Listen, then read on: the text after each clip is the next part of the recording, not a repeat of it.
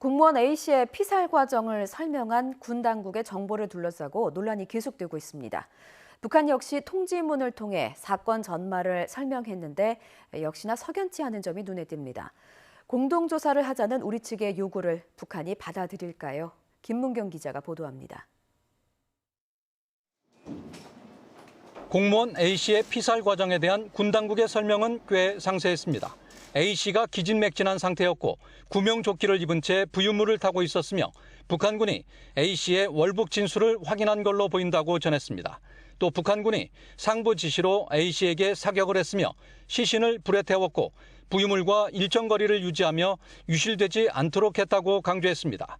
우리 군의 정보는 신호와 영상인데요. 정찰기, 지상 감청 장비 등 다양한 수단을 통해서 확보를 하게 됩니다.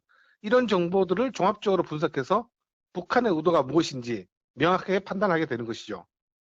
북한이 통지문을 통해 공개한 A씨의 사망 경위는 우리 군의 분석과 상당 부분 비슷했습니다. A씨가 부유물을 타고 있었고 신분 확인을 요구했으며 엎드리면서 무언가 몸에 뒤집어 쓰는 듯한 행동을 한 것 같다고 밝힌 겁니다. 그러나 북한이 밝힌 통지문은 크게 세 가지 측면에서 우리 군과 달랐습니다. 시신을 불태운 게 아니라 부유물을 태웠고 상부 지시로 사격한 게 아니라 단속 정장의 결심이었으며 A씨를 월북자가 아닌 불법 침입자로 규정한 겁니다. 특히 80m 떨어진 해상에서 A씨와 대화를 했다는 북한의 설명은 납득하기 쉽지 않다는 지적도 나옵니다. 우리 군의 정보 판단이 맞다면 통지문에 나온 북한의 해명은 고도의 전략이 숨어 있을 수 있습니다.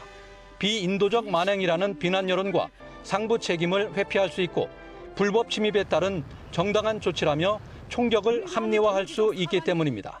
우리 군은 당시 판단에 대해 정보 자산을 취합한 결과라고 밝히고 있습니다.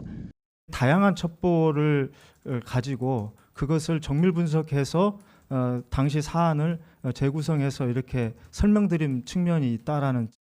다만 당사자의 의지가 가장 중요한 A씨의 월북 의사를 제3자인 군이 거론하면서 정보의 정확성을 놓고 논란이 계속됩니다. 청와대와 정부는 남과 북이 파악한 부분에 차이점이 있다면서 진상규명을 위한 공동조사를 요청했습니다.